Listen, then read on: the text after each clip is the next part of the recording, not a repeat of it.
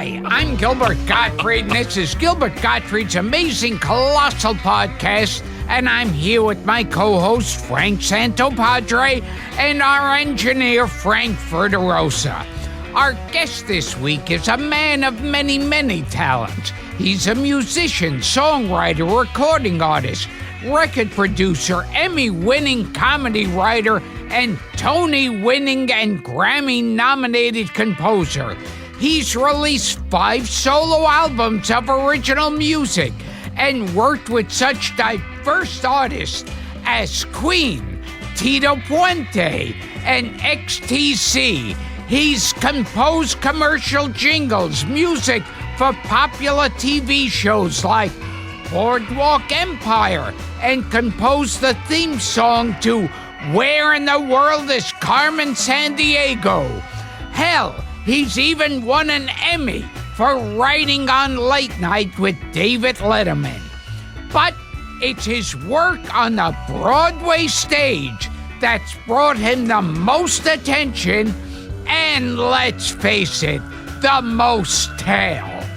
As the composer of hit musicals such as The Full Monty, Women on the Verge of a Nervous Breakdown, Bombay Dreams, Dirty Rotten Scoundrels, and The Band's Visit, for which he was awarded the Tony and Drama Desk Award for Best Original Score.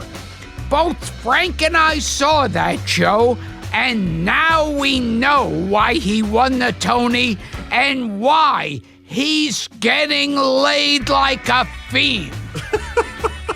In a still young career, he's already worked with people like Larry David, John Lithgow, David Letterman, Salma Hayek, Paul Rudd, Patti LuPone, and our buddy Richard Kind, and yes, even Kathleen Freeman.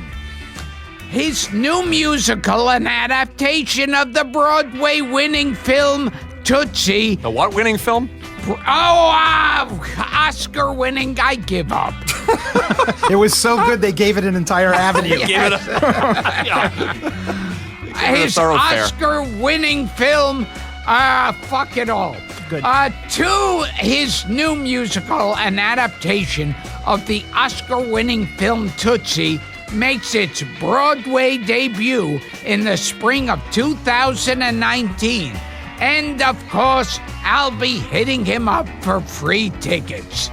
Please welcome to the show a musical renaissance man, a big fan of this very podcast, and God help him, a fan of my stand-up comedy. Our pal, David Yazbek. I wouldn't say I'm your pal. But otherwise, everything. Yeah. A couple of inaccuracies. I never worked with Queen. I don't know why that's on the internet, but it is. That's interesting. And then Bombay Dreams is something you're not supposed to know that I helped with a little bit. Well, it's on every... I don't care. It's, Yeah. I'm glad people know. Why are you credited with working with Queen? So basically, can I just say David Yazbek hasn't done shit? That is a more appropriate introduction. Why are you connected with Queen? I produced a band called Queen Sarah Saturday, and someone just got it wrong, 15 years ago, and so it's up there. Gilbert, I brought you something. Oh, no. Yeah. Oh, he loves a guest that brings gifts. I brought you, I was at a hotel recently, so I brought you some soap, unused, shampoo, some bath and shower gel.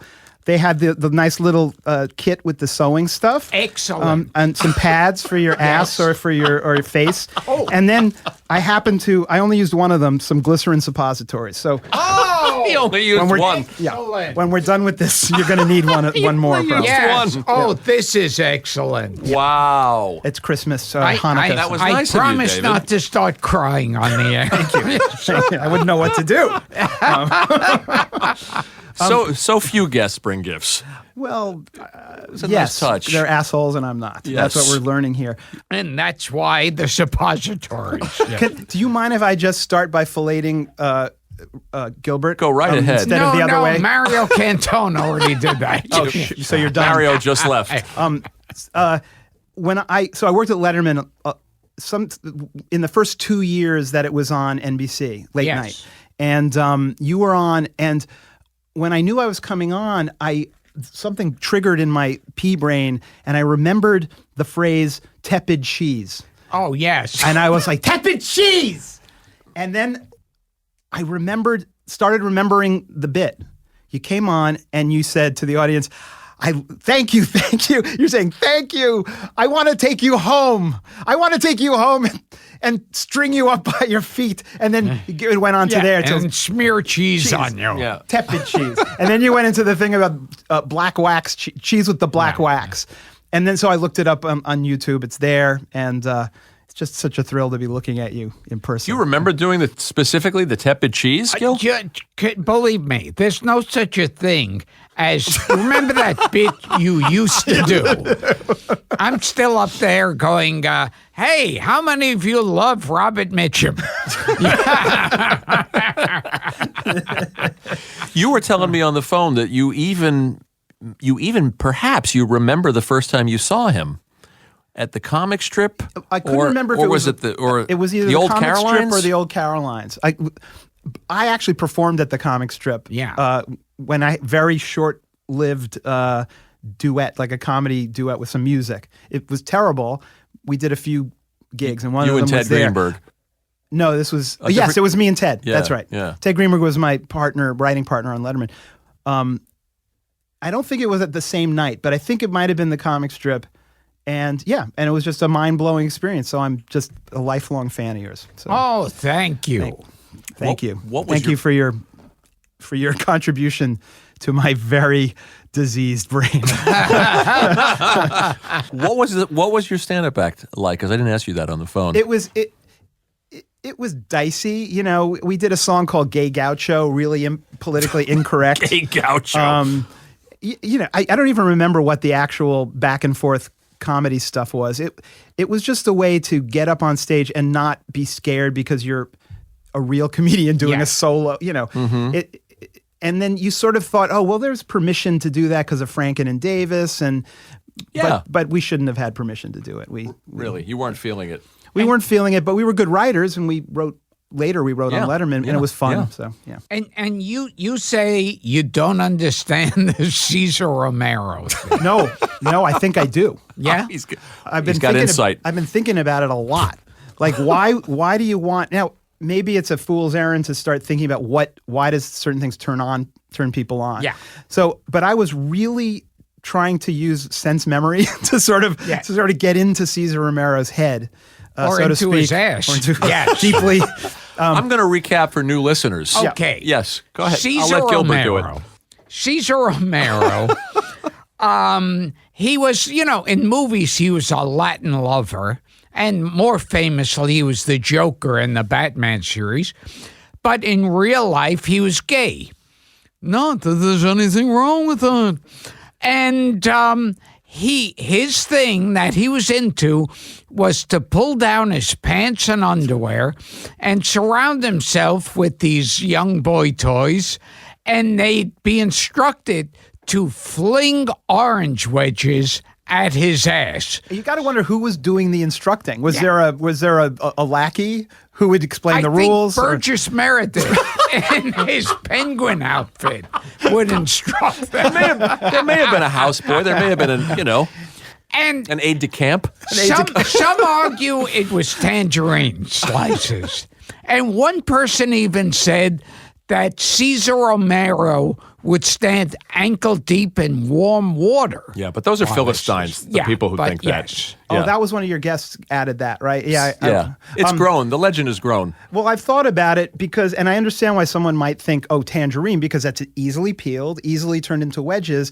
But I don't think so. I think it was cut oranges. Now, so I was imagining standing there surrounded by, hopefully boy toys with good throwing arms. Yes. Because you don't want them just dinking it at you. No. You don't want them. So I think that there was something about and I do think it needed the peel. I think there was something about the splatter effect, the pain, the little bit of pain, that feeling that maybe there's something organic hitting you. Interesting. And then I can imagine almost imagine that Shouldn't becoming an it be erection. an entire orange? No, and I'll tell you why. Yeah. And this is the other part of this story. I just saw a really highfalutin, high-class movie called The Favorite. the Emma Stone picture. The Emma Stone picture. And there's a scene. I heard they talk Of course you about. heard, yes. Yes, They don't and just- I'm suing them for plagiarism. Maybe you should go see it first, or maybe just see that Yeah. scene.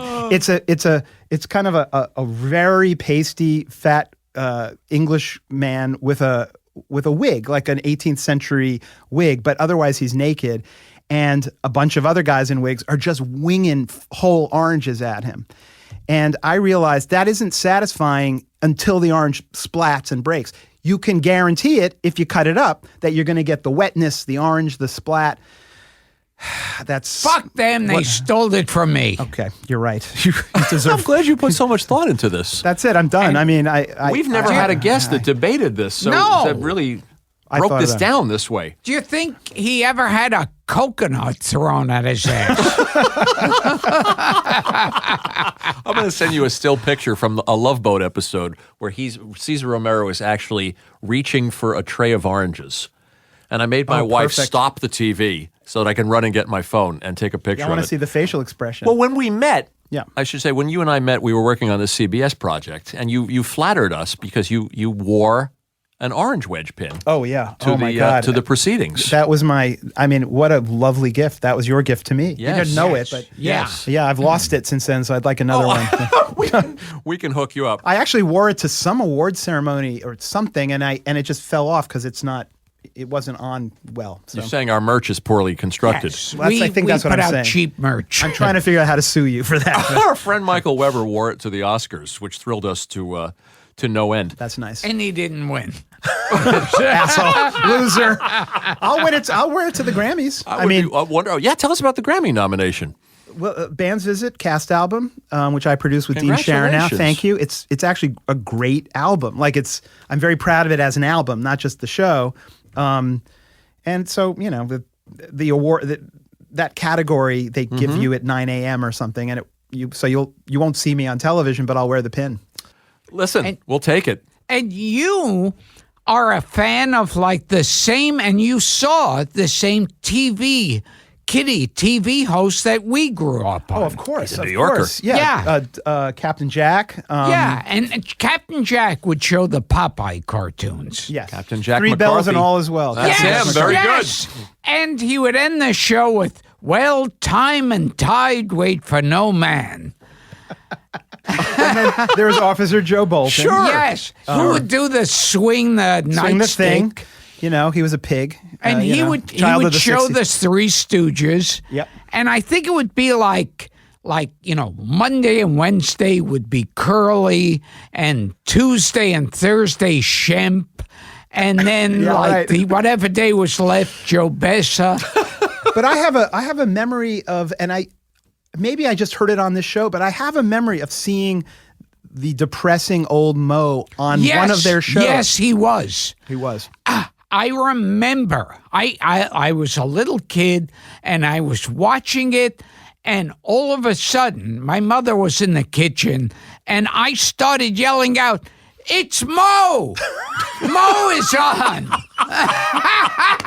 Which he did Your even mother when he said, didn't. Mo what?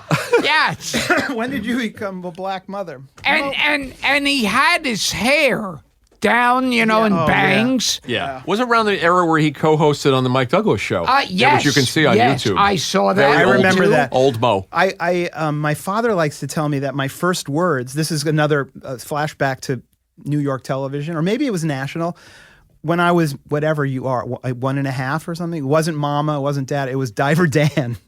Do you I remember remember that? Diver Dan. That Those was- really cheap puppets. yeah, just hanging there, these fish puppets hanging in front of him. That's a- Somehow he could talk to them through the helmet. That's a But very old memory. yeah, so that's a nice boring memory for the listeners. Yeah. Do you remember Beachcomber Bill, though? Does Yes. anybody remember him? Yeah, but only. And Sandy Becker. Of course, I remember Sandy Becker. Do you know Sandy Becker one time combed his hair? He showed how to make a part in your hair. And for a while after that, I used to comb my hair with a part. My hair was longer, and I would comb it out, make the part and then brush it. Thanks to Sandy Becker. Yes, thanks to Sandy Becker. I'm having a false memory Yeah. that I saw that. I think. With Norton Nork. He played Norton Nork. Wow. And Iba Giba. Oh Yes. my God! Yeah. Holy Yes. cow! Yes. And Sonny Fox. Yeah. You hear what who Sonny- you've Sonny had? are? Yeah. Sonny Fox was a guest on this show. Yeah, I heard it. He was amazing. His stories are incredible. Yeah.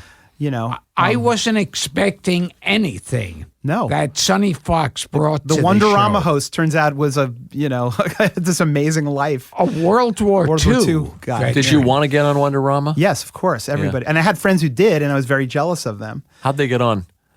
They must have known They someone. blew Favoritism. Sonny Fox. yeah. Or Bob McAllister. I think Yeah. Bob. Bob McAllister. I'm pretty sure someone blew Bob McAllister. Does anybody here have an aardvark? Which is one of those songs that's just Yeah. shouldn't be in my head. and it Never just- leave. Yeah, it doesn't never leave. Did you? It was What was the thing you told me about you and Bob McAllister? Something about. I grew up in New York City on the Upper West Side mostly, and I just have this memory being in the park, and I don't remember how old I was, 8 years old or something. And there was Bob McAllister, and he was playing frisbee, I guess, with his kids. Like maybe he had 2 sons, and I was with a friend, and we just sort of entered the frisbee game. But he was winging he was winging it like to adults. Like it was there was anger. And I felt like this is an angry man. Maybe he didn't like kids. That's what I'm thinking. Yeah. Did you go in for all the sort of the $1 Million Movie and all that New York Well, the $1 programming? Million Movie is like Chiller theater? Like I almost start crying when I think of the credits at the beginning because they use the Gone with the Wind theme. Yeah. So way before I ever saw Gone with the Wind. Towers theme.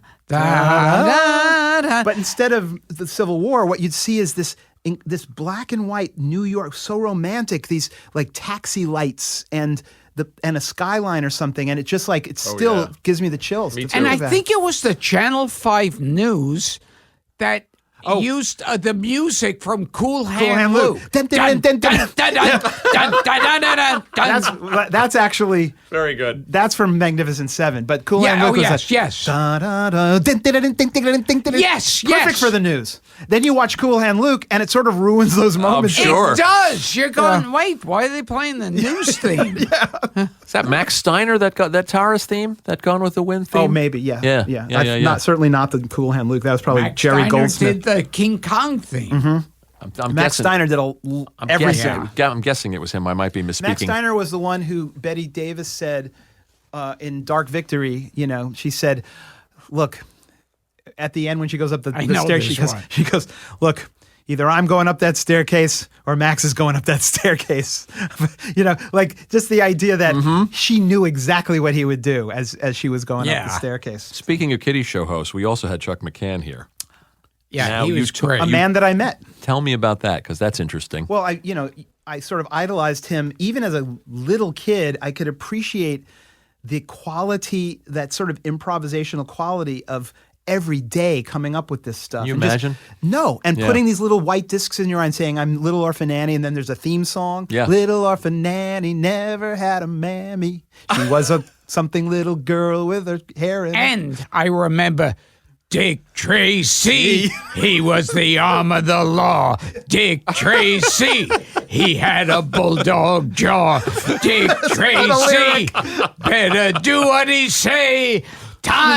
Crime doesn't never pay. Now there's a lyric. Chuck was working hard But to turn that stuff out. But my parents had a house in Saltaire and Fire Island when I was little, and there was a McCann family out there, and on one magical summer weekend, this yacht pulls up to our dock, not a yacht type dock, and it's not only is it a yacht, it's Chuck McCann's yacht.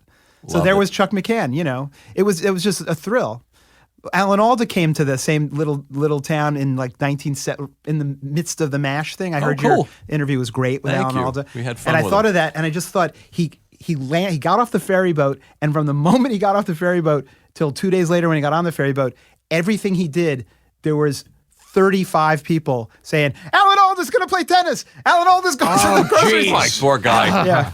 Poor guy. Well, he's got a weird relationship with that kind of celebrity, as you would, Yeah. because we mentioned it on the show. His face was more recognizable to students than Amazing. Abe Lincoln, Yeah. which disturbed Amazing. him, Yeah. deeply, and the guy couldn't do anything. Yeah. he couldn't. And did you attend a recording of Chuck McCann? Was that? So this is Earl Dowd? This is of limit. Yeah, this could be of. Gilbert you know will dig what? this. With this show. It's actually, I think it's very interesting. Actually, when I was, we can talk about Alan Sherman because that's like a massive influence love for to me. talk about Alan Sherman. But even as a little kid, I would hear Alan Sherman and sort of be fascinated by it.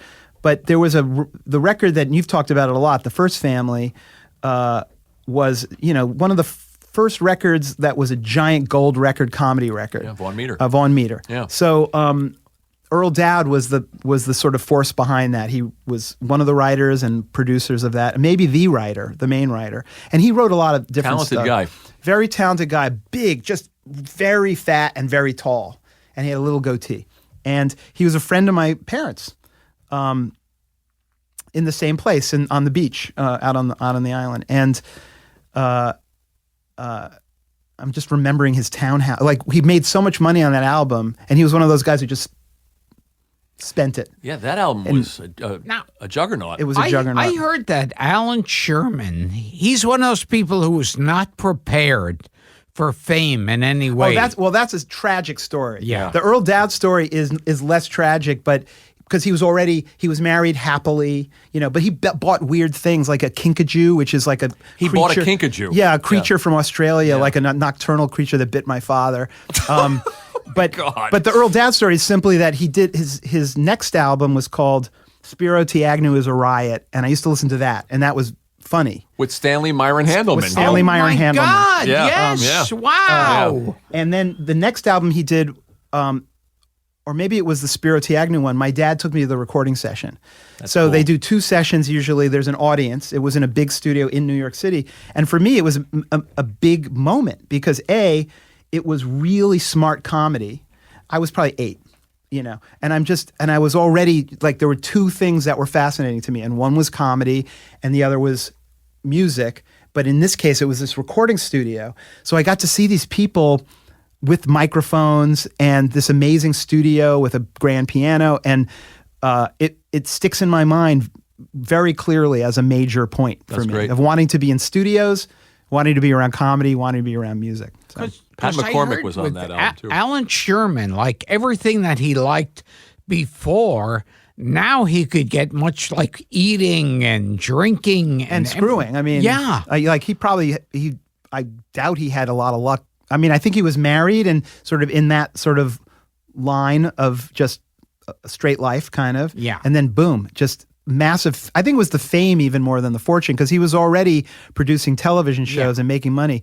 But that fame, all of a sudden, that glow, that false glow that you get, and he couldn't deal with it. But he was still a brilliant, brilliant man. Yes. You folks were playing those albums in the house? They had My Son the Folk Singer and I had a music teacher and at the school that I was going to who actually played us My Son the Folk My Son the Singer. Nut. I think the first was My Son the Folk Singer. My Son the Folk and Singer. it's a woman holding like a rubber chicken. Yeah. And I remember hearing it, and some of it I could appreciate even when I was that young, like 7. Wow.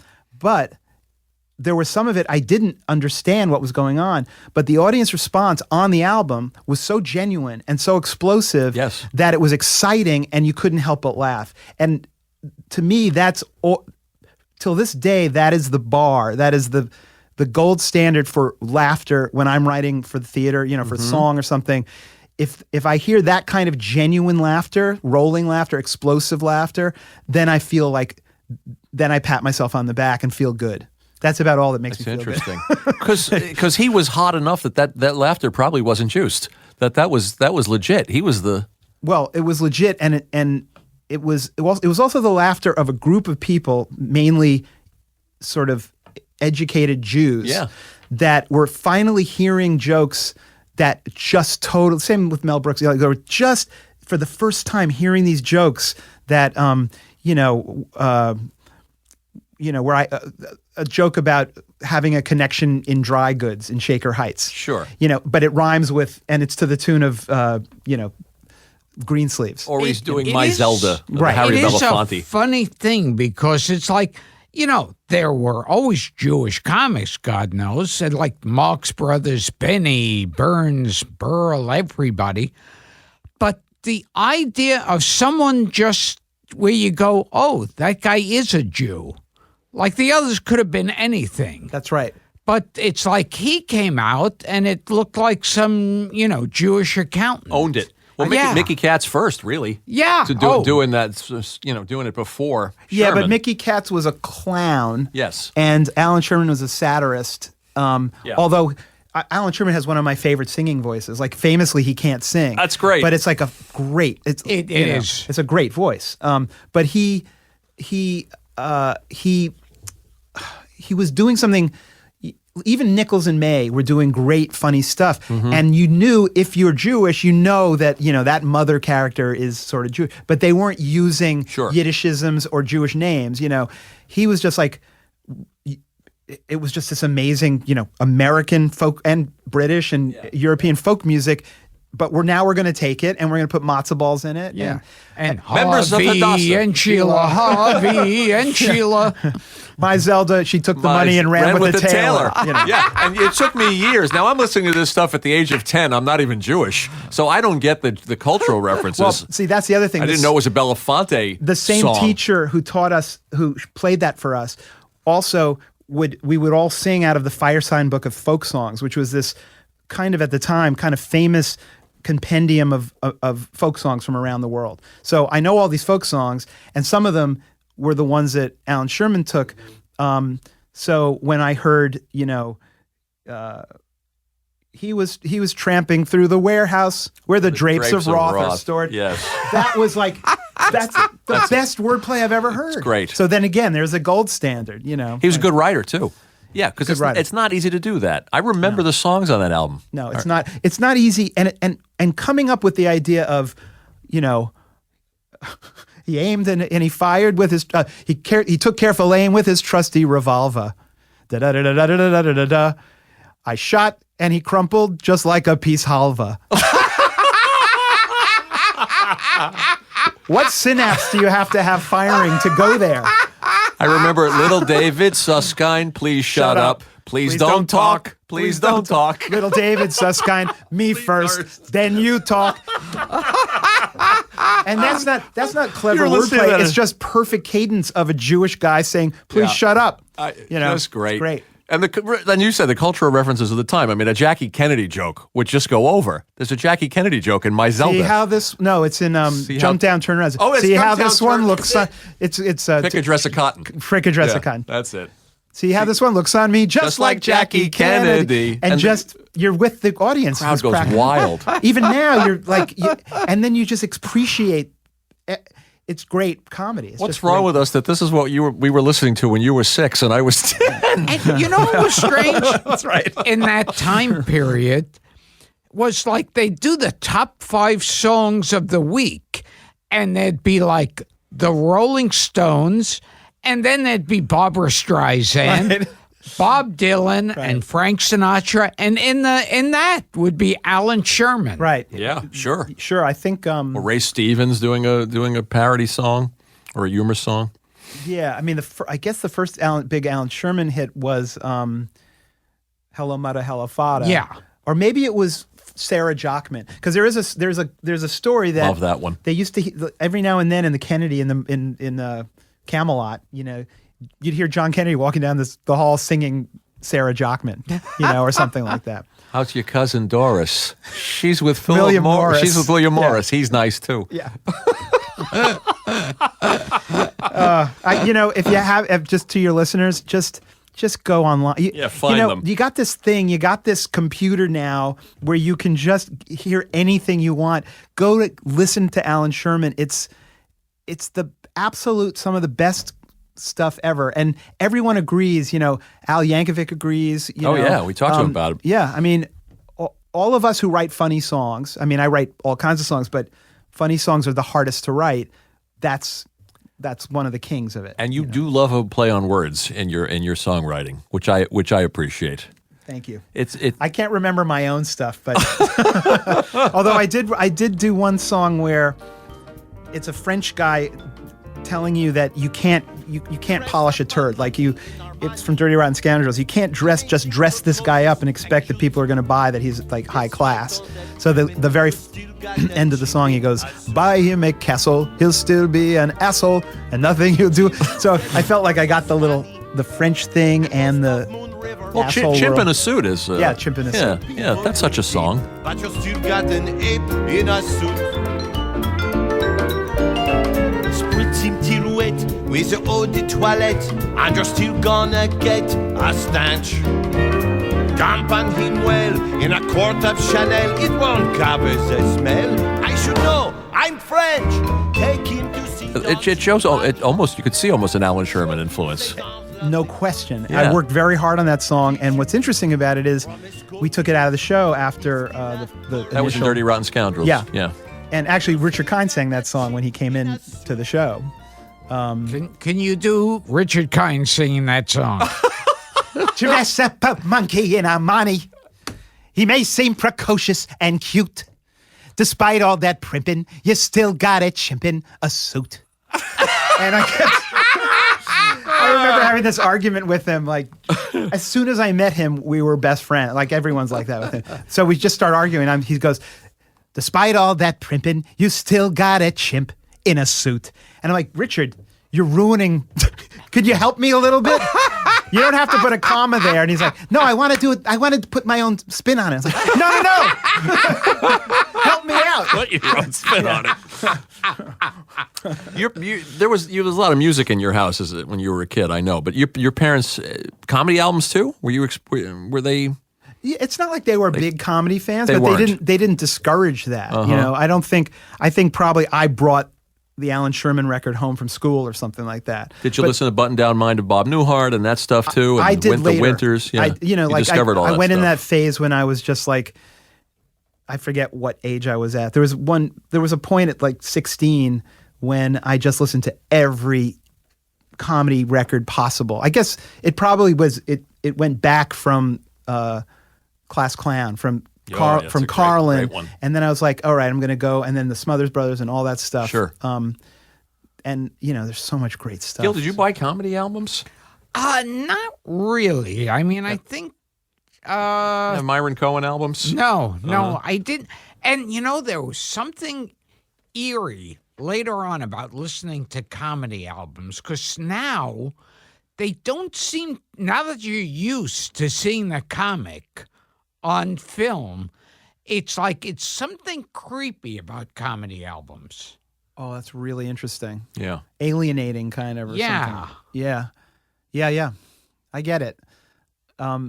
I can't apply that to someone like Alan Sherman or the Smothers Brothers because it's music. But I get it. You're a Spike Jones fan too. Because we were talking about Mickey Spike Katz. Jones fan. That's funny. That's because we had on Joel Gray, and he was talking about Katz his is sitting father, right in that Mickey chair. Katz That's so being- cool. Yeah. Which is hysterical when you listen to Spike Jones. I mean, the thing about Spike Jones is that's how, some of it's song parody. It's all sort of parodies of songs, but he was able to. How can music be funny when the lyrics aren't happening? And so he was parodying the score, and he had his own whole thing. And if you go online and you look at old live television, kinescopes or whatever of Spike Jones, it's amazing what you're watching. You're seeing this breakneck version of Cocktails for Two with this lunatic Irish guy. Apparently drunk all the time from what I've read, like whacking this pole that has, like a car horn, 5 cowbells and a working gun, and he's the percussion. And then there's like a band of 12 people, a trombone player who can stand on his head while playing a solo. I know. Mickey Katz is over here. They don't do it anymore. Yeah, it's great stuff. It's a great period of show business that will never come again. No, it won't. And his son tried to bring it back, and it just didn't. Sometime in the 70s, Spike Jones Jr. Yeah. Doesn't. So fair to say, as a kid, you knew you were going to take one of two directions. You knew you were going to go into music or comedy. Those were the things that were driving you at the very least. Or both. Or both. Yeah. somehow a writer, not necessarily a comedy writer, but it was pretty clear that that's how I would veer. Music, yeah. I mean, I was always in bands, and yeah. Tell Gilbert some of the names of these bands, which I think he would appreciate. That I was in? Yeah. Well, I was in a band. The first band that I was in, we called ourselves Pure Shit. That was my idea. And we called ourselves, it was simply so when we were done, the MC could say, "Ladies and gentlemen, that was pure shit." That's like from the people who gave you head. Yes. Oh, You the know, monkeys. the monkeys, Yeah. the monkeys I remember joke. that. Yeah, you had a band called Coke Machine. Well, in college, Moon Pudding. I didn't tell you about Coke Machine, did I? No, I don't think you told me. In college, we had a band called Coke Machine. It was a funk band, and it was, like a mixed race kind of 7-piece, just the coolest possible college band. And we were like the big band in Providence for a couple of years, and opened for some cool people and played at some cool places. And I wasn't a fan of cocaine, but everyone else really seemed to be. In the band. What was the other one? Moon Pudding. Oh, Moon Pudding. Moon Pudding. Moon Pudding was our little jazz Deep research here, jazz David. band in college. Again, it's a double entendre. Sort of, what's the mellowest food? Well, we decided pudding was the mellowest food, and the moon is kind of mellow, but it also could refer to diarrhea discharging from your ass. So Moon Pudding. yeah, Moon Wow. Pudding. So Excellent. Did you know where Thank he was you. going with that? It's Gilbert? very subtle and intellectual. thank you very much. It's like Benchley. I'd just like to mention at this juncture that my show, The Band's Visit, won 10 Tony Awards. my subtle and moving show, currently on Broadway. But I think your journey is interesting because you were forming bands, you were kind of doing your own thing, you had rock star dreams. It's funny how people's careers don't take the path that they intended. It takes a circular path. Yeah. I mean, if you're really directed, like Gilbert was, then you work on your craft, you do it, and you just keep doing it. For me, it's always been this kind of serpentine, to quote the good version of the In-Laws, Yes. serpentine Yes. thing. So yeah, I mean, you couldn't imagine yourself being a Broadway composer no, in those days. No, not at all. I mean, That's interesting to me. I also couldn't imagine, as much as I wanted it, I couldn't imagine being a professional comedy writer either. And I was, and I sometimes still am. So yeah. And then I got a record deal. The trajectory is weird. It's like It's not direct. It isn't direct. I went No. to college, got out of college. My first job out of college was the Letterman show. You went to Brown. I went to Brown, Yeah. where I played in bands the whole time. Right. So, but you'd think, then you get out and then you start playing in a band. But I got the Letterman gig, so that was that. And then while doing that, saving money, something that I know you're Gilbert's an expert at. You did bring him toiletries. I did. Free toiletries. I mean, I so understand. you know. Believe me. Saving the money and then buying into a recording studio and then making demos and then getting a record deal. But then also still writing some pilots and So you always had one foot in. Even when you left Letterman, you kept a foot in. Yeah, and in I sort of comedy. still do. Like I pitched a couple of TV shows last year. Comedies. Interesting. Just because they were good ideas that with people I liked. So you're still doing it. Now, was Sometimes. the band's visit, I'm all confused. Was it based on a true story? No. No. No, the movie The Band's Visit is an Israeli film by Eran Yeah, Kolrin. I saw that. It's a beautiful film, and it really almost Much better than the play. Thank you very much. And I'd like to mention my much God. less expensive as well. In fact, don't see the show. Just watch the movie. But do buy the album. Yes, definitely buy the album. No, it sort of came out of his sort of. He's a wonderful writer and filmmaker, and it came out of his imagination. And you turned it down because you like to turn things down. What the Band's What were Visit? your first approach? Well, I turned it down, but I sort of was a little intrigued, so I went to the meeting. It was that kind of thing. But I always do that. It takes me a while to That's interesting hook too. in. Yeah. Had you seen the film when you were approached? No, I saw it after I was approached. Yeah. And I loved it, but that doesn't mean it would make a good show. Right, but you made a connection to the music because of that childhood experience when you were with your Yeah. dad and the taxi cab. And Yeah, I mean, That's interesting, the too. most indelible experiences for me came through the ears. For some people, it's like tastes. Like your mother's kugel. Although I hate kugel, so it's not even. But it was sounds, and when I was pretty young, like 7, I think I was in Lebanon. My father's Lebanese. My mother's the Jewish side is my mother. Arab side is my father. And his mother's half Italian, I'd like to throw in. Sicilian, Gilbert. little Sicilian. This is a very strange combination. It is. And my brain tried to come up with some joke involving circumcision and lasagna, but it's not going to work. It's not going to happen. Who's that guy with the show? My mother's Italian, my father's Jew. No wonder I'm crazy. Yeah, that guy. Ugh. I don't remember his name. He built an entire career I know, out of it. I don't remember his name. Remember the commercials. Oh, jeez. Yeah. But you were in this cab in Lebanon. If you're a centaur, you can say, my mother's a human, my father's a horse. A phoenix. Of course I'm a... There's forget the name of everyone. The great rock producer. Oh, Delsner. Delsner. Ron Delsner. Yeah, we had him on. Good guest, yeah. he's Ron crazy. Delsner said Thank you. that he's half Italian and half Jewish, and he said, if I can't get it for you wholesale, I'll steal it. He's been dining out on that line for about 45 years. Yeah. That's great. It's a great line. If you got to remember one line, that's the one to remember. If you're him, I've forgotten it already. So I was in Lebanon and I heard this sort of weird Arabic. It was Egyptian music. It turned out it was Kulthum, who was like bigger than Sinatra. I'm ashamed to say that until I saw the band's Visit, I did not know who Kulthum was. That's fine. I mean, and now I'm digging it. Other I hemisphere. have all their albums. It's a woman. It does sound All like their a albums. The name does sound like a character from like Crazy Cat Or like something. Kaja Gugu, one Yeah, of those yeah, bands with Kaja a Gugu. nonsense name. She and it wasn't necessarily, I know it was her because I remember the voice. It was just the flavor of it. Mm-hmm. And I remember asking the cab driver, what is that? And he said, you don't know, it was Sure. So I've been a fan of that genre of music as well as a lot of other genres too. And so I didn't like I enjoyed the idea of diving into that type of music. That world. And I did for several years and it was great. I think it's fascinating what you say, too, about hearing something and being brought back. Does your memory work that way, Gilbert? Yeah. We did these top 40. Remember we did the one-hit wonder shows? Can you remember hearing a song, hearing a hit from the 70s? Do you remember where you were? Like, because you remember everything. I mean, for someone who can't really sing, you freaky. remember everything.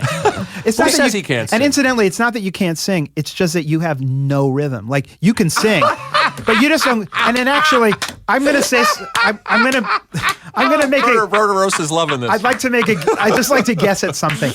I actually think you probably do have rhythm, but you just don't care. Like, because I'm listening to you singing to this, to like the band in a box stuff, and there's a beat. And you just don't care. You're like 6 beats ahead. Like you just want to get it, get through it. I gave David, I gave him a shot at it. I wrote to him and I said, when we have musicians on the show, Gilbert likes to sing, and he writes back, "What would we?" And he puts in quotes, "sing." Exactly. He dodged it. I'm sorry. I shot the gun and he dodged Sorry it. about that. He dodged the bullet. But like, there's a song. You have a memory of top 40 music. There was a song called Precious and Few. Precious and few. Yeah, that's the one. Are the moments Yeah, we know yeah. this song? Yes. You remember where you were? Is that- Absolutely. And this is freaky. I remember what I was eating, and I remember which comic book I was reading. Which issue of the Fantastic Four I was reading when I decided I loved that song. I get it, So yeah. those songs take me back. It's Proustian. That's your Madeline. That's There are so many weird things that break. Well, smell is a direct. it's a big one. Yeah. Yeah. But I'm like David. It sounds. A lot of it comes through the ears. Yeah, for me too. And- yeah. You know what else I find weird? Well, being on, in TV shows and movies. Oh, you're in TV shows and movies? Yeah. I'll watch a movie or TV show I was in years ago, and I'll see a scene, and I'll go, yeah, I remember I was really depressed that day. Oh yeah. And I'll go, or I had a bad headache when I did Yeah. that. I'll remember those things. I had something like that. We DVR'd Boys Town on TCM, and Spencer Tracy? yeah, Yeah. and I'm watching it, and it was almost violent, like a flashback to my old room on the Upper West Side, and Wow. and I was sick at home. I don't know why it was on television. There was no VCRs or anything like that. And I have the memory of exactly what the light coming through the window was and how I felt. So, yeah. It's That's kind some of memory. like when I watch a movie or TV thing I was in, it's kind of like looking through Oh, you're talking about when you were in it. Yeah, Oh, yes, okay. When you yes. was in Okay. All right. Yes. All right. Because it'll be like looking through a photo album. And I'll go, I remember that day. And I'll see myself in something and I'll go, oh, yeah, I remember this happened that day. Oh, but can you remember, like, when you're seeing yourself doing a take, do you have a memory of, can you get inside your head at the time and sort of have a memory of, being on that set? And that? Yeah. Sometimes that'll all come back. Wow. Yeah. It's funny. Isn't that weird? Yeah, it's Can weird. you remember when you play one of your songs, because you occasionally perform live, do you remember when I wrote this was happening to me? Yeah, sometimes, but most of my songs I've sung so many times that I can remember it, but I don't think about it while I'm performing. There's one or two songs. There's one in particular where there's just a lyric. It happens to be about my son, and I wrote it when he was really little. And I have to prepare myself when I'm coming up to that section because I will choke up like an amateur. Like a sissy That's boy something amateur. sweet Yeah. about that. I have to talk about this too. The band's visit director, and I'm sorry I didn't write his name down. Genius David Cromer. The David Cromer. I say the genius because he's a bona fide genius because he won the MacArthur grant. I mean, first, in my opinion, everybody associated with that show did Thank you. did such a wonderful He's job. truly a brilliant director, like amazing. But this is interesting. He said when he first met you, he expected to meet a sensitive, heartbroken little gay man. Yeah, I And met instead, him.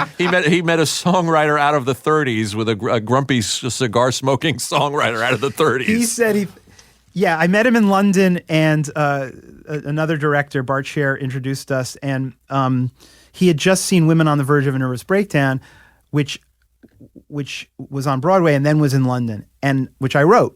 And it's almost all female characters. So I was doing what I do. I was sort of like getting in the skin of, these characters and writing for heartbroken women.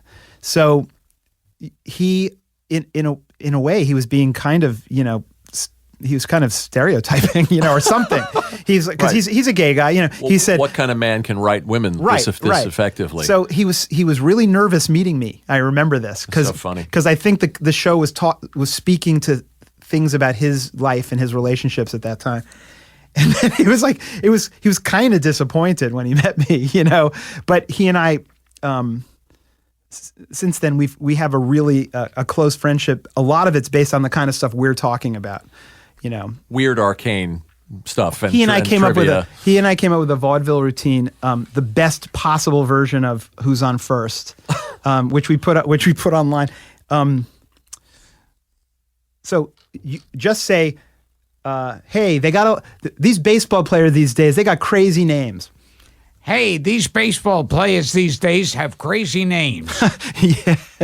Yeah. That's it. We performed it, all over the Speaking of Broadway. baseball, Gilbert would love the Sandy Koufax song.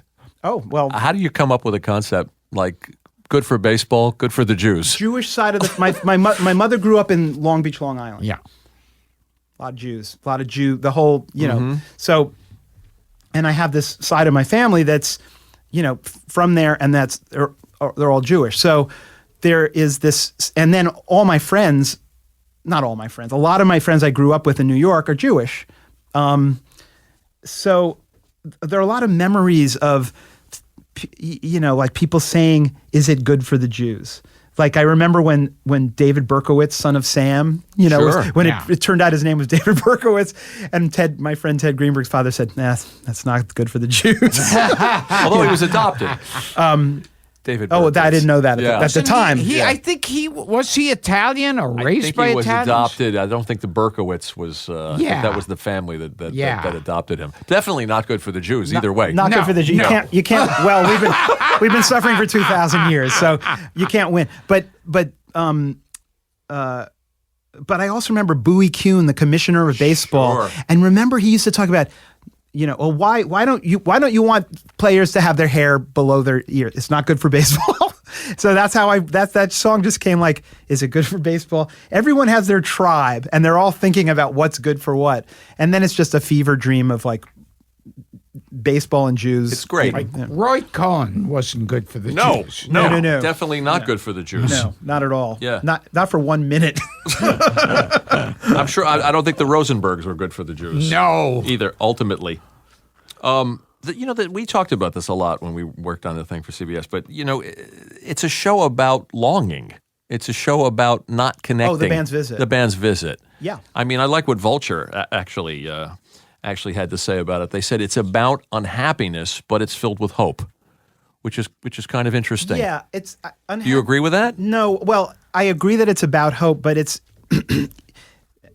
without. I don't want to get too spiritual, but the thing that attracted me to it when I started falling down that rabbit hole, was the sense of when I'm the happiest when I'm actually connecting with someone. So I can sit at a table, with a bunch of like comedians or comedy writers and have a great time.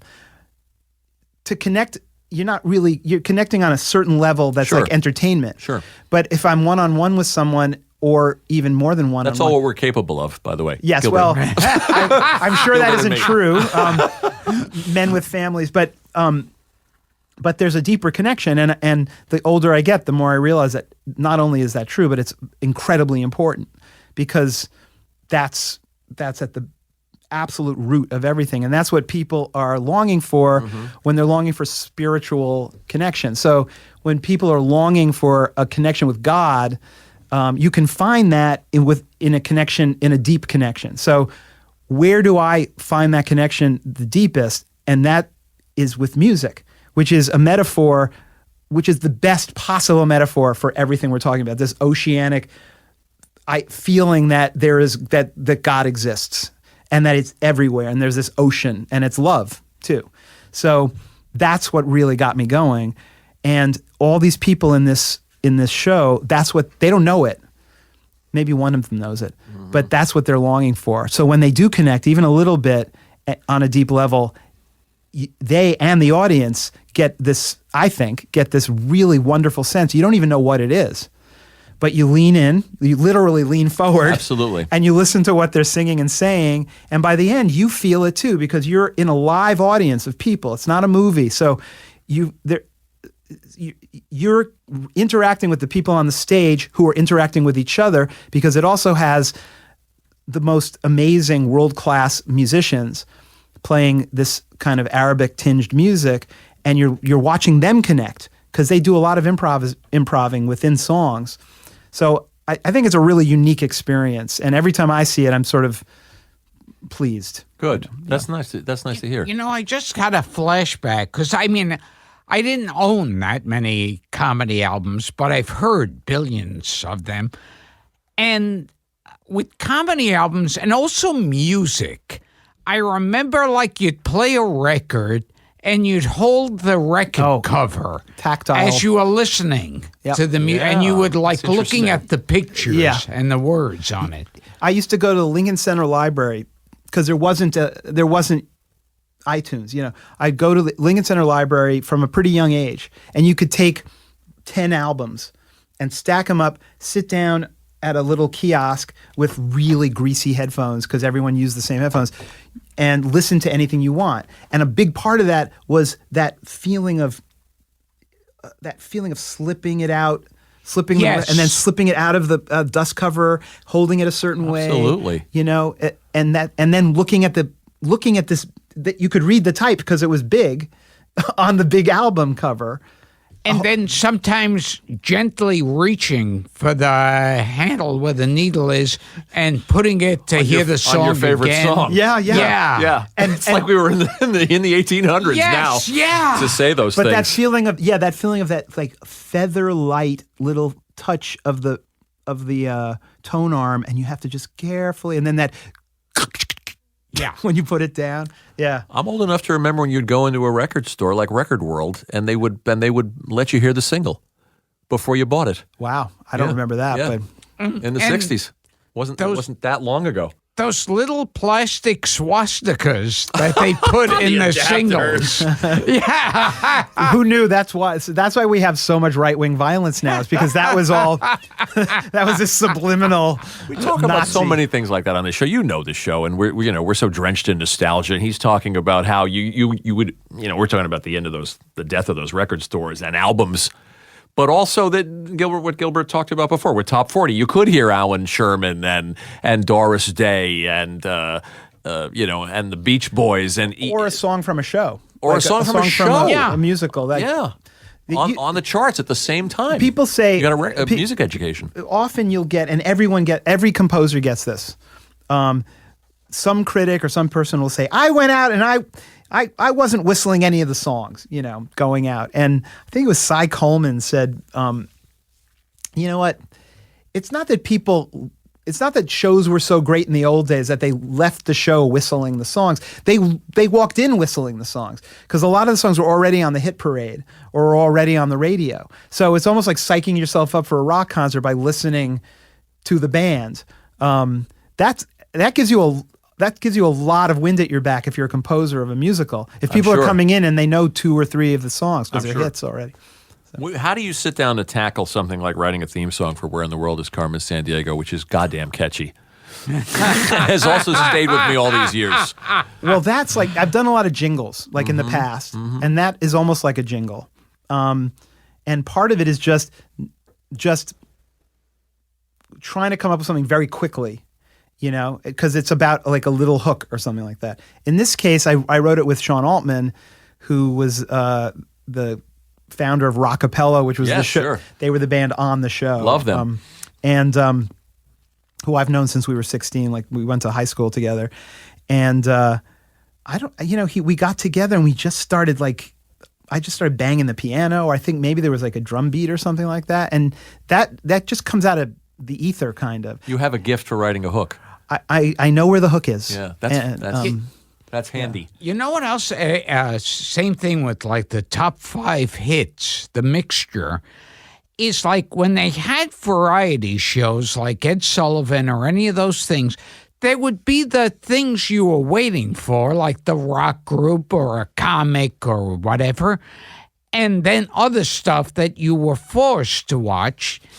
And then, but the stuff you were forced to watch that you were dreading, you go, oh, okay, that wasn't so bad. Yeah. Even a show that was all music, like Don Kirshner's rock concert or the Midnight Special, you sat through bands you didn't like. Yeah. You couldn't fast forward. And it's like on Ed Sullivan and these variety shows, they'd have on an opera singer or like something, and you go, okay, all right, that wasn't so terrible. Well, Ed Sullivan also is the old tapes of those, or the kinescopes or whatever they are really valuable if you're a composer, a theater composer, because some of those things that I felt like I was forced to watch in order to get to the band would be something like, and now the clog dance from the hit Broadway, and it wasn't a hit. It was some friend of Ed Sullivan who procured him some bimbo. And it was but then you'd be like, holy shit, I never would have seen that if it wasn't preserved on the Ed Sullivan show. Yeah, very valuable stuff. Last thing about the band's visit, too, is I think... Can I just say one thing? Sure. What I love is when I'm answering a question and I'm looking over at Gilbert, and I think he's really interested in the answer I'm giving you about the band's visit or Arabic music, and then he asks a question about the thing we were talking about 2 things before. He's on a 27-minute delay. But what I love about it is the face that you're making, because you really are thinking, it makes it sound like you're so interested in what I'm saying in the moment. Well, He's how many- catching up. How many seconds delay? Is it? 27 minutes. 27 minutes. I'm listening to my own show in my head. So entertaining. Yeah. He has no idea where we're headed. so good. Mario was going to close the Christmas show with a Judy Garland song, and he says about 20 minutes before the finale, hey, maybe you could sing some kind of Judy Garland number, a different one than Mario had planned. And when we had on the guy from with the bear, Greg Evigan. Oh, BJ and the Bear. We had Greg Evigan. Yeah. So I didn't hear that one. Yeah. I was gonna say his name again at the end, and Frank, in a panic, hands me a card in big letters that says Greg, because he sees I'm about to say like Glenn or Craig. Right. Well, believe me, when you call me like Mike Spazzle or something, I won't. I'll be fine with it. Like don't worry about I'm it. going to ask you a couple of quick questions from listeners, and I was going to ask you this one anyway, but I'll let the listener do it. Sam Barber says, David, I had the pleasure of seeing the Broadway run of the Full Monty, which featured, I know Gilbert is interested in this, so we'll keep him on this one. The late great Kathleen Freeman. Yeah. Kathleen. Stories about working with her? Yeah, Kathleen. she was terrific. She was amazing, and I loved her. And I knew, I was with a bunch of. This was my first show, and when she came in to audition, nobody else really in that room knew who she was. They sort of knew, but I could see her. Not Nutty even Professor, from Blues Brothers or anything. like she was in a lot of Jerry Lewis. She was in all the Jerry time. Lewis movies, and she had a really interesting career that I already knew about. Like she was actually, I think it was MGM used her as an acting coach sometimes. So there's a movie called The Collector. Oh, sure. With Samantha Eggar. Terrence Stamp movie. Terrence Stamp. Yeah. It's sort of like a weird thriller. She's in that? No. She was the acting coach to Samantha Eggar, who had to sort of be this prisoner, and so I got to ask her these. I mean, it was like having her on your show. It's like How cool. But we did a lot of talking about comedy response, because this was my first show, and you got a show with songs that are hopefully making an audience of 1,000 or more people laugh. Sure. And there's a whole protocol to, obviously, when you're doing stand-up or when you're doing a comedy play, about the timing of laughter. And she just knew it to her bones. So we would be talking about a particular joke, and she would say to maybe one of the other actors, you know what, if you pause before this word, you'll get a big laugh, and then you'll get a rolling laugh. Like she would just tell you, this is what will happen. Like a science. Great. She'd say, this is what will happen, and then it happened. So I loved her, and I learned a lot from her. Unfortunately, I think we killed her because she was in her mid-80s, and she refused, even when she felt sick, she would do everything she could. An old pro. Literally an old pro. Show must go on. And she was great. But she would always show up, and and even when she was clearly really something was wrong, she would show up. And I think she just worked herself, overworked it. It was a terrible loss. I didn't realize that she was working herself to death. Yeah, I think so. What a great talent. That's something that will never happen to me, incidentally. Or us. I remember meeting her at some event. And once again, it was one of these things like I couldn't believe people were crowding around her. Because to me and Frank, like these supporting players. Me too, man. The stars. I was like, you got to understand who we have here. You have to. I've said that to some of the younger actors, like, you need to understand who this is, and at least watch The Nutty Professor. Well, the line in Death of a Salesman, attention must be paid. Absolutely. Yes. I think she's in Singing in the Rain. You could call this podcast "Attention Must Be Paid." That would have been a better title. No, there's no better title. I can't imagine John Beach doing a singing a theme. John Beach. I got a question. I for remember John Beach. I went over to Kathleen Freeman, and I said, I was talking to her, and I said, I always saw you in the Jerry Lewis movies. And she said, yes, Jerry's always been nice to me, always hired me. And I had spoken to this band leader, Lou Brown. Oh, yeah. Yeah. And Lou Brown told me Jerry Lewis is the most hated man in show business. Well, listeners to this show have heard some of those stories. And I said to Kathleen Freeman, I heard that Jerry Lewis is the most hated man in show business. And she had this pained look on her face, like a face scrunched up, and she gave me a nod. This painful nod. So she still had that sense of a meal ticket that she didn't want to. Yeah. That's really funny. Like she wasn't going to lie, That's but so great. oh yeah. That's great. And yet Rupert Holmes fell in love with him. So, Oh, yeah, that's so, right. So go no. But you were a major Lewis fan. Yeah, I mean, I wasn't initially a Lewis fan. I took first sort of entering through the sort of irony of the telethon, of the telethons, and just sort of saying, what the hell, what strange creature is this? You know, Webster's New Collegiate Dictionary defines a friend as someone who will always be there when you don't show up for your show at the Vegas. You just go on to. And it was fascinating. And then he is fascinating. Then through that, realizing that he was actually probably a genius, but then realizing when he had his various talk shows on the air, like he had a daytime talk show that was just so bad. Oh, yeah. Horrible. And most of what made it bad was his own hubris and narcissism. Like, yeah, you're going to love me no matter what I do, you know?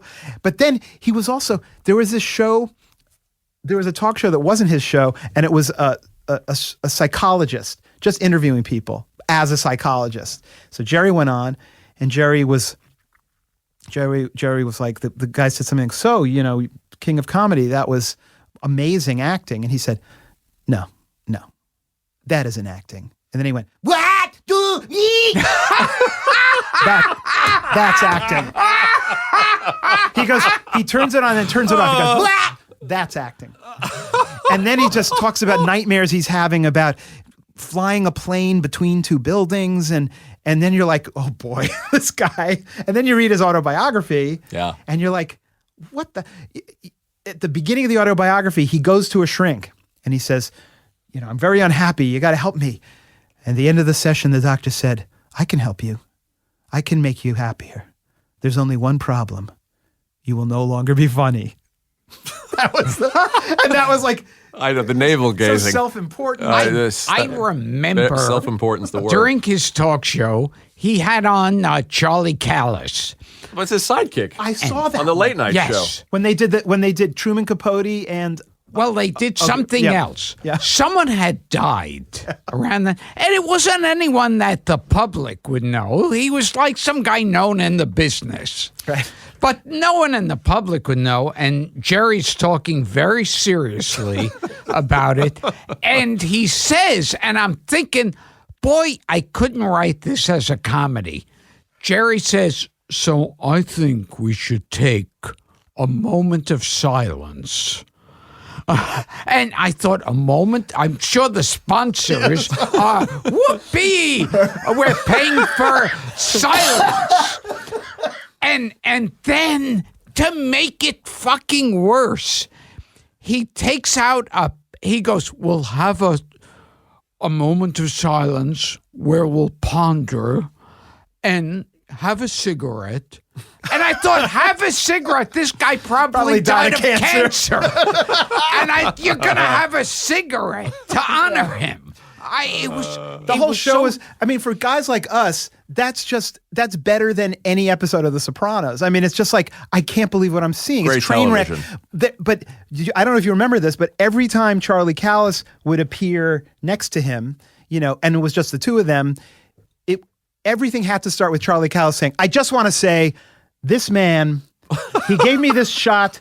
I love this man. You know, it was always a Sammy Maudlin show. It was a Sammy Maudlin thing every time, every day. And Jerry Lewis one time said to the audience, I think on a telethon, he said, you know, I wish some of you could feel the love and adoration and respect that I'm feeling now. And then he goes, but that's not likely. Oh my God. Perfect. Oh my God. And so I became more fascinated with too. that Jerry Lewis. Yeah. I fell in love with the early funny Jerry Lewis, but I was fascinated with For me, that it was the other other. For me, it was like working backwards yes, from that. yes. It was like the psychodrama Jerry Lewis, and then working backwards into like, wow, he did this amazing, like the stuff that he did, and the stuff that he kind of sometimes improvised with Dean, and I'm something that they pretended they were, but Yeah. that stuff is like, yeah, I mean, as much as I am not sorry I never met, there's certain Yeah. people I'm really glad I didn't meet. Yes. Certain. I feel like my life would have been so much worse had it not been for both sides of Jerry Lewis. Yes, yes. Yeah. That's interesting. Since we brought up John Beach, and for our listeners that aren't familiar, John does the funny interstitials, and now back to our show and all of those wacky bells Frank and and whistles. Gil went out to pee. Dum, dum, dum, dum, That's always him. be. Yeah. Yes, that's John and Beach. I like they control you, so give up. Yes. That's my favorite. John doesn't know it, but he actually accidentally ripped me off on one of his things. It's the Uh-oh. one that goes ba-da-dum, da-da-dum, da-da-da-da-da-da-da-dum, da-dum, da-da-dum, da-dum, da-da-da-dum. That's something that I believe I wrote when he and I wrote something. We wrote a short series of filthy, gross stuff for kids. Oh wow, John, are you listening? He'll remember that. He says, David, you spent years as a comedy writer and as a music writer / producer / musician before you found your way to success in the theater. How do you feel now looking back about those grinding times? Did you ever wonder how and if you would find your place? No. Thank you, John Beach. Thanks, John. No, Care to pontificate? what a weird. I mean, what a weird Is question. he putting you on? No, He seems sincere. Yeah, but things happen in moments, and it's not like I don't feel like I ever sat there thinking like, boy, I gotta make it. Like, what is making it? Someone's Yeah, like, you're just trying to do good work. I want success. What is success? I could have $700 million and, live in a big house, and I'd feel exactly the same, Just as miserable. Yeah, Yeah, just as yeah. sort of strangely, oddly miserable, but not miserably because I'm longing for more stuff or anything like that. Just there's a conundrum, and it's called life, and that's what it is. Well, as long as we're talking about being miserable, you want to tell us about working with Larry David? Oh, that was actually an enjoyable experience. He did a show on Broadway called Fish in the Dark a few years ago, and he starred in it. So it was sold out. Like, as soon as tickets went on sale, it was sold out for an entire 8 months, whatever the run was. And they asked me to do incidental music for it because the scene changes were really long. Mm-hmm. And it was Larry David, who I know many, many people who've worked with him or for him, Including Gilbert. including Gilbert. But a lot of comedy writer friends of mine and actors and stuff. And Richard Kind, Of course, cousin. Does he play on that show? one of his great roles. Yeah, the cousin. I can't remember his name now, but he's wonderful. Like, what are we having for lunch? And he's a guest at someone's house. Cousin Howie, You know? maybe. Yeah, something he's like great. that. And then Cheryl says turkey, and he goes, oh no, I had that yesterday, which is actually very close to something Richard Kind himself would say. He's playing himself. Yeah, he's playing himself. That was fun because it wasn't fun because Larry David is like the fun guy to hang around. I didn't mean he's really miserable. I meant Yeah. the character, the character's curmudgeon miserable, character. but he was pretty happy. And in fact, there was one moment when he was whistling in the theater, which for some reason is something you're not supposed to do. And he's just whistling, and he's so happy. And then someone goes, "Nope, you shouldn't be doing that." And he's like, "Oh," and he stops. And it was just the thing I remember about Larry David is his center of gravity is just like I've never seen anyone leaning backwards on a 45-degree angle. I mean, you've worked with him, Yes. he's standing there and it looks like he's going to fall over at any minute. And he walks like the Keep On Truckin' guy from our Crumb. Oh yeah. Now you were talking about Richard Kind again, and I'm looking at the Suppositories. the stuff that you got me from the swag. hotel. when I go to like voiceovers or anything, I wind up, grabbing candies. I like the expression "wind up" because it sounds like you're releasing your own agency there. Yeah. It just happens that way. I'm taking candies, cans of soda, everything in my bag, and a couple of times people have caught me doing it, and I say, "Yeah, I'm really bad at stealing stuff." And about 3 times, people have said they'd say, "No, you're a rank amateur at this." The top one is Richard Kind. Well, first let me say that Richard, I love Richard. Like, as much as I love any friend of mine, I love Richard. And I see him a lot because we play poker together and we get together all the time. But I got to tell this story. It's a Richard Kind story. So the game that I've been playing in for many years, we used to have a protocol where the big winner the week before would bring the snacks for the next week. The snacks, that's a $30 at, $30 or $40 at the most, purchasing of chips. We're not expecting, truffled, it's just chips and cookies, that kind of stuff. So, but Richard wasn't winning at all, ever. So, but one week he had a great night and he did very well and he won. And I just remember saying after he left, like, I wonder what he's going to bring next week. So fast forward, it's a week later.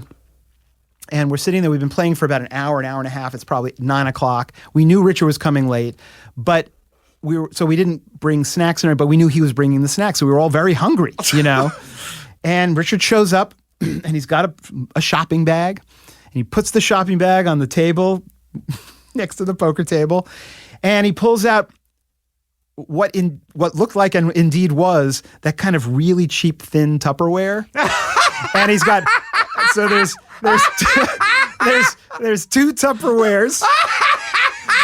Then he pulls out 1 bag of pita chips. Already open. So it's open, but he's taken a lot of care to curl up the top. So when he puts it down, the top kind of gently uncurls a little. So then I go over there. I'm the first one there to look at what there is. And I open one of the little Tupperwares. And there's like these kind of roasted peppers, of 2 different colors of roasted peppers. And with little flecks of feta cheese on it. Not real, just flecks. And then I open the other and it's a tub. It's all it is white. This is a callback to the cheese stuff. It's white and orange cubes of cheese. No one at a real party ever, only at like art openings or something. Yes. In fact, I said, Richard, have you just been to an art opening? And he said, no. And I said, but you've just been to some party or something. He goes, yeah. And I was like, so these are the snacks you're bringing to us? And he goes, oh yeah, this is better than anything I could have bought. These are quality snacks. And I said, Richard, you don't bring used food to the poker game. And now Richard's going to hear this and he's going to be like really pissed that I told the story, but it really is a good story. And I have to say, the next week he came back with beautiful, brand new, shining chips and stuff, just so that people like me wouldn't tell this story. And there's many stories like it, God. So I remember when I first told the story about how when people were saying, no, there's someone who steals a lot worse than you. Oh, my God, he's going to kill us. And I would always be like, well, who? And they go, well, I don't really want to say. And then I go, come on. And they go, Richard Kind. And one time, after I told that story on the podcast, Richard Kind confronted the guy who told me and said, why did you tell Gilbert that I steal from? I honestly, I've never seen him steal. I've seen him. He always asks, and then he takes.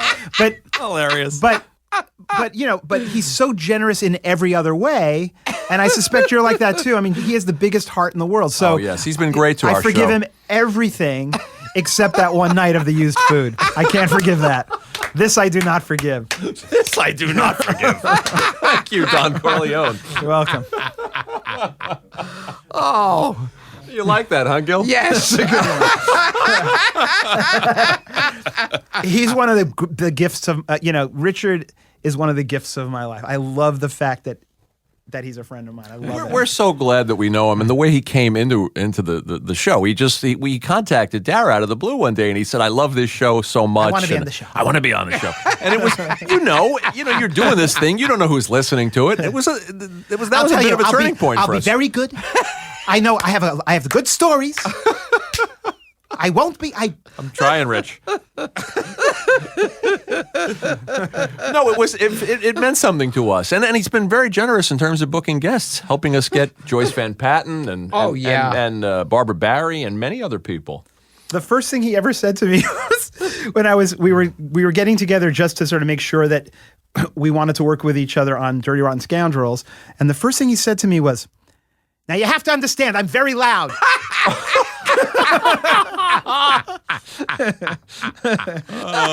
Bierko's impression of him is it's so good that I'm embarrassed to even try. No, it's pretty good. It's pretty good. Bierko's is perfect. Azaria does a great Richard Kind, but Bierko's is better. We'll have to get Hank on and compare them. Years ago there was this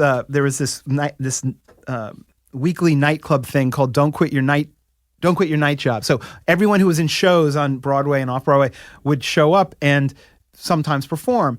And I was invited to sing a song. Mm-hmm. So I was there, but Azaria was there. I think Bierko was there, and some other people. A couple other actors who.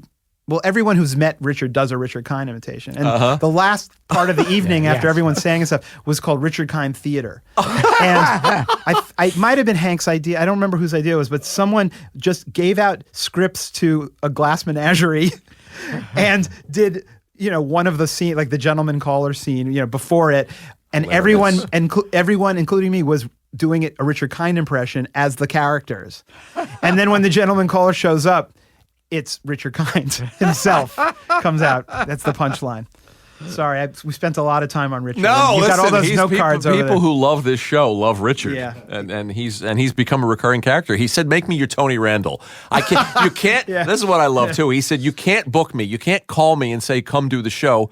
Only in an emergency if a guest cancels." It's like, so we can't actually schedule you. See, I want to be your Bob Hope, where I just walk in. Fine. Just walk into do the it. We'll studio. get you a golf club. Yeah, I was doing a special across the hall. Tell us about Tootsie, which is coming in the spring. Well, we took an iconic comedy film that no one should ever adapt, and we adapted it. And I think we did really well in Chicago. I actually think we did a really good job. I think it's great.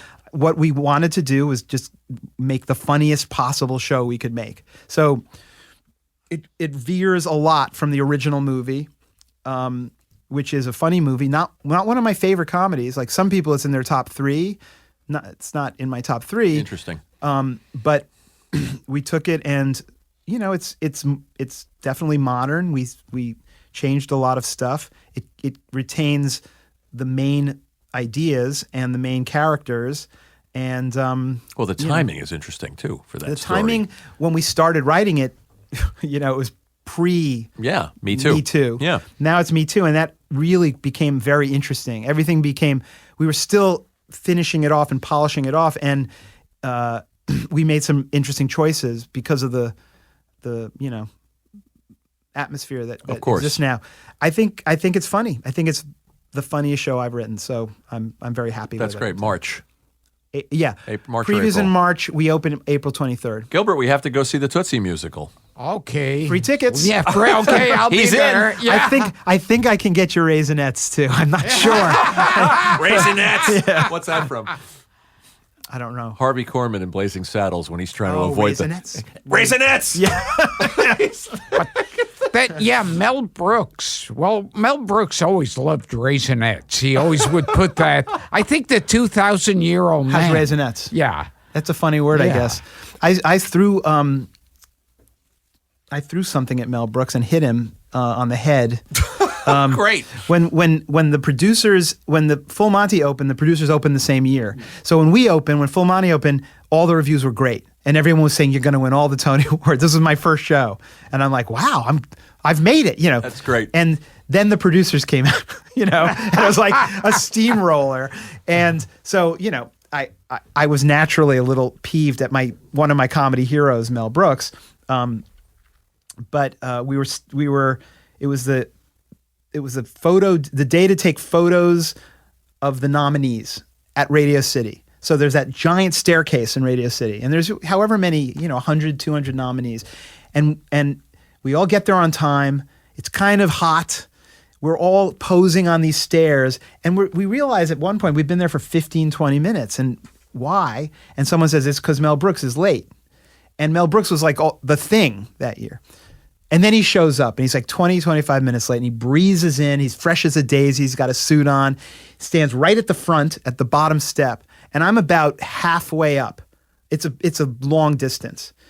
And one of the guys in the Full Monty, I think Patrick Wilson, said, I bet you can't hit him on the head with a spitball. And I had this receipt from a hotel breakfast, like this nice card stock, and I balled it up and I threw it as hard as I could, and it just winged right off his head. It just went boom, and he didn't even turn around.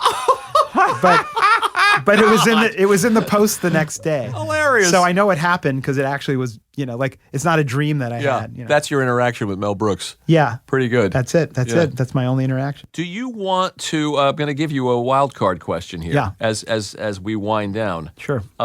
Do you want to talk about the "Baby It's Cold Outside" controversy? Do you want to address that stupid thing? Well, yeah. I mean, it's really stupid. I mean, first of all, it's one of the great. It's probably my favorite duet, boy-girl duet. It's a wonderful song. Ever. It's witty. It's Frank Lesser, who is my hero, my musical theater songwriting hero.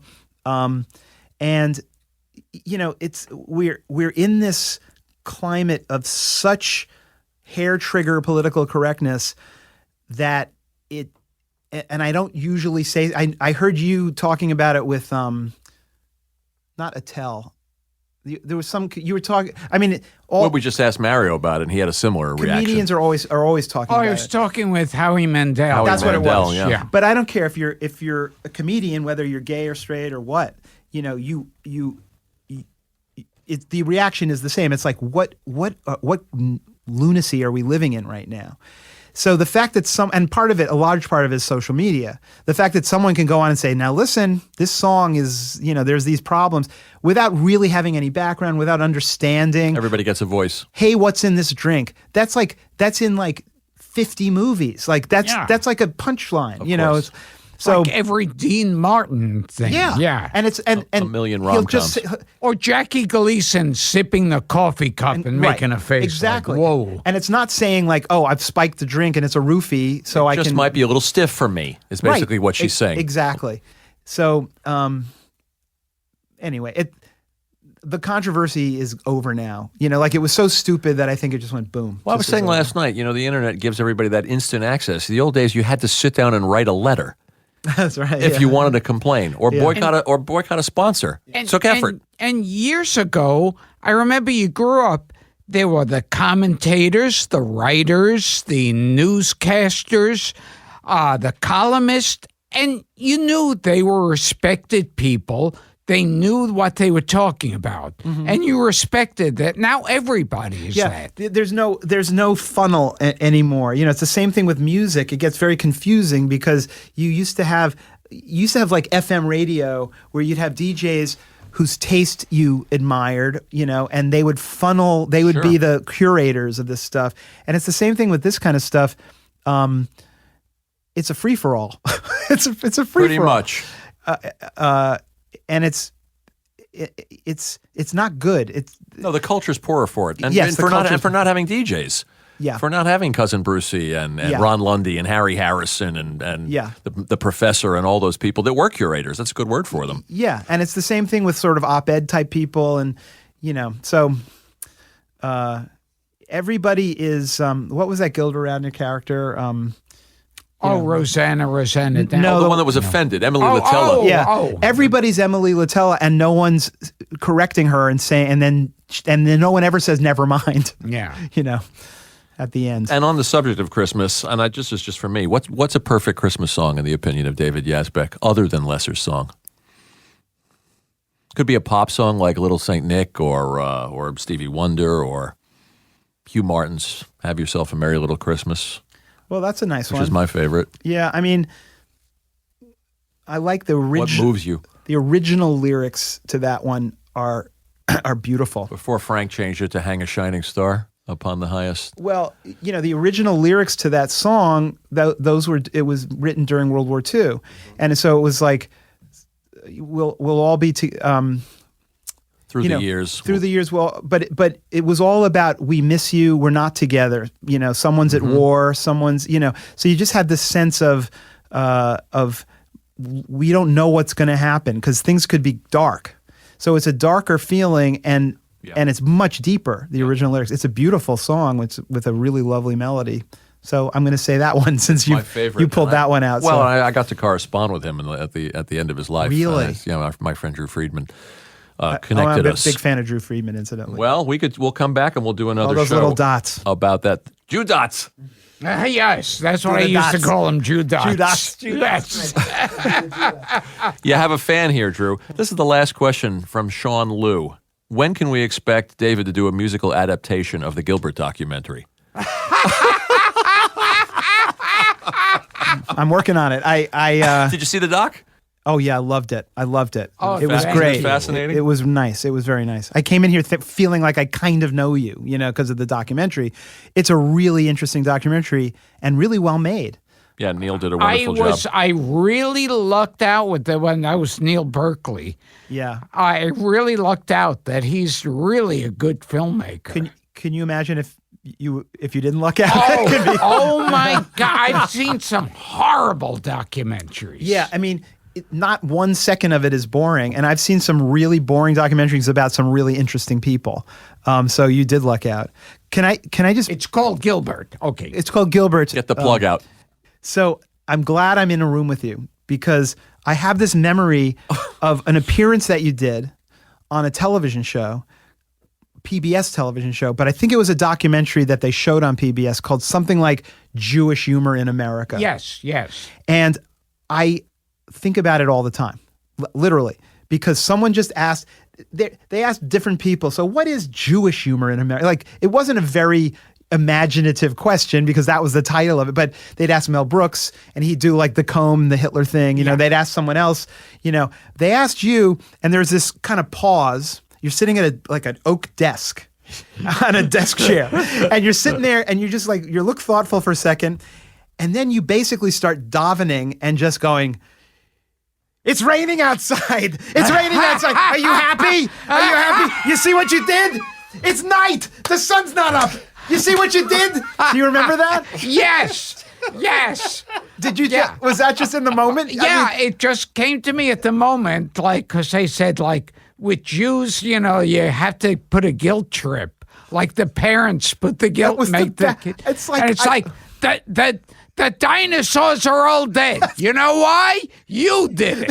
You did it. You're the reason and you're there's rocking no back dinosaurs. and forth doing this. It was great. David, this was a treat. A treat for me. Thank you. And we didn't get to Happy Kine or Billy Wilder another time. Yeah. What's the plug? Tootsie's, I think your ratings are going to go so high up after this episode that you're going to want me back soon. Probably. Enormous. Yeah. Tootsie comes in the spring. April 23rd for Tootsie. People go see the band's visit. The band's visit's on, we're running nicely on Broadway, and please, if you're a Grammy voter, I'd love to have a Grammy award. So vote for the cast album. The voting is happening now. Gilbert's an EGOT. I don't know if you knew that. Are you an EGOT? Yeah. I am? Yeah, he has all 4 awards. You have the Emmy, Emmy, the Grammy, the Oscar. Okay, You and yes. Yeah. and Streisand. I know that the Oscar was hard, but you finally made it. It was hard. With the documentary. He lost a lot of weight. Yeah, so those are my only plugs. Well, I was once up for an ACE award. That's about the only Oh my God, the award. Cable ACE and Award. I lost. Even I have an ACE award. Do you know what? I just said the word plug, and I just remember that someone just mentioned the Arabian strap. Do you know what that is? No. Sounds good. That's like you have a butt plug, and to keep the butt plug in, there's this. It's connected to like a strap that you put around the front, so it won't fall out when you're on the subway or something. On the subway. Arabian Why is strap. it Arabian? I don't know. Okay. A guy I'm writing, an LGBT gentleman that I'm writing with described that to me. He also introduced me to the concept of the humbler. Have you seen what the humbler is? I couldn't begin I would like to just say, hazard a look it guess. up. The humbler. It's not like a tumbler. No, it's not a tumbler or a trummeler. It's the humbler. It's you put Gene Balos in your ass. I got a glass tube in my prick. David, what a kick. And thanks for sending me those songs. I love them, as you know. Thank you. They reminded me of sort of a Fagin Becker kind of sensibility. I'm not ashamed. I'm a Steely Dan fan. Really good stuff. And we could go on, but... This has been Gilbert Gottfried's amazing Colossal podcast with my co-host Frank Santopadre and our engineer Frank Verderosa. And we have had the multi-talented Jew, Arab, Italian, David Yazbek. Who brought you suppositories? Yes. They're very thin, so they're very easily. Yes. Yeah. Thank you, David. Happy New Year. Thank you, guys. Thank you very much. Very enjoyable.